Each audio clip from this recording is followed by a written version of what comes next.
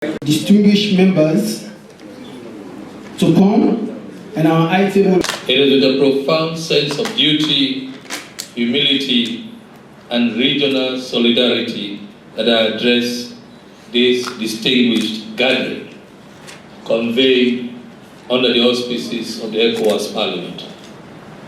I wish, at the outset, to express sincere appreciation for the honor extended to the Parliament of Sierra Leone and to my office through this invitation to participate in this joint committee sitting. We assemble at a time when our sub-region stands at a critical juncture, one that calls for moral clarity, legislative courage, and coordinated action. The theme of this meeting, parliamentary approaches to safeguarding children in street situations and addressing child exploitation in the ECOWAS region, is not only timely, but speaks directly to the conscience of our collective humanity. Children in street situations represent one of the most vulnerable and marginalized populations in our societies. Their presence in our urban and peri-urban spaces is not merely a social anomaly, but a reflection of systemic gaps, economic inequality, family disintegration, weak social protection systems, and in some cases, enduring consequences of conflict and instability. As legislators and representatives of our people, we must recognize that the plight of these children is not just an isolated welfare issue. It is intrinsically linked to broader questions of human rights, sustainable development, public security, and social justice. Every child forced into the streets is a silent indictment of our governance systems and a call to action. In Sierra Leone, we have emerged from a difficult past marked by civil conflict. Yet we have remained steadfast in our commitment to rebuilding institutions that protect the dignity and rights of all citizens, particularly children. Our legislative and policy frameworks have progressively evolved to address child protection concerns. However, like many of our sister nations, we continue to confront the realities of child vulnerability in urban sectors, manifested through street dwelling, child labor, trafficking, and exploitation. We have learned that responses must be multidimensional, combining legislative oversight, community engagement, social services expansion, and partnerships with civil society and international organizations. Distinguished guests, the role of Parliament in addressing this challenge cannot be overstated. Our responsibilities extend beyond lawmaking. They encompass oversight, representation, and advocacy. Through legislative strengthening, we must ensure that our legal frameworks are robust, harmonized with international conventions, and responsive to emerging forms of exploitation.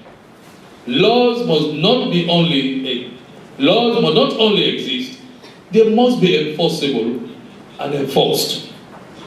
Through oversight and effective use of accountability mechanisms, parliaments must rigorously oversee the implementation of child protection policies. Budgetary allocations for social welfare, education, and rehabilitation programs must be scrutinized to ensure they meet the scale of the challenge. With strong advocacy and public engagements, we must use our platforms to shift societal attitudes. Children in street situations must not be stigmatized. They must be protected, rehabilitated, and reintegrated. Additionally, Regional cooperation is a critical approach that must be advanced. Child exploitation often transcends national borders. Trafficking networks, for instance, operate across jurisdictions.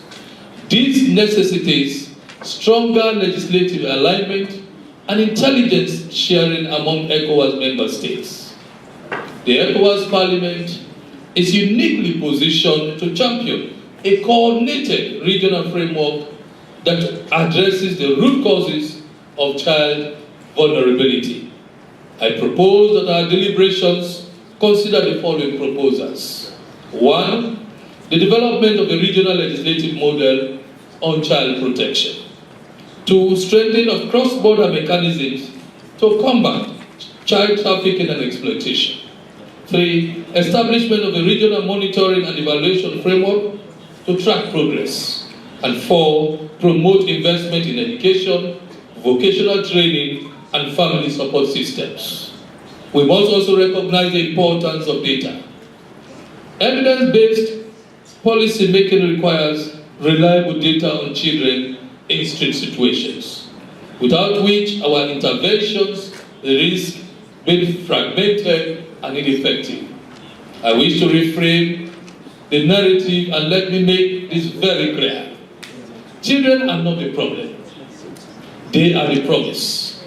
The presence of children on our streets is not a failure of those children. It is a failure of systems that must be reformed. We must therefore move from a paradigm of reaction to one of prevention, addressing the structural drivers that push children onto the streets in the first place. Distinguished delegates, history will judge us not only by the eloquence of our declarations, but by the impact of our actions. The children we speak about today cannot wait for incremental change. They require urgent, decisive, and sustained intervention. Let this meeting mark a turning point, where rhetoric gives way to tangible outcomes, where commitments translate into measurable progress, and where the ECOWAS Parliament reaffirms its role as a defender of the most vulnerable among us. The situation of children in the streets remains dire, with many facing severe challenges and vulnerabilities. They are denied their rights to education, health, family, and protection against violence, abuse, neglect, and exploitation. We have the moral responsibility to act now and address the exploitation of vulnerable children in the streets. Nelson Mandela once famously said, and I quote, "The true character of a society is revealed in how it treats its children," end of quote. On behalf of the Parliament and people of Sierra Leone, I reaffirm our unwavering commitment to this cause of protecting our children and ensuring that they have the opportunity to grow up to be productive. Together, let us build a region where no child is left to survive in the streets, and where every child is afforded the dignity, protection, and opportunity they deserve.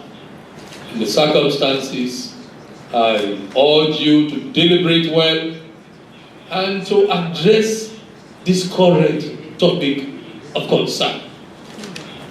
We should all be concerned as parents. We should all be concerned as parents in this particular region, because this particular malaise is becoming dire for every one of us. I thank you.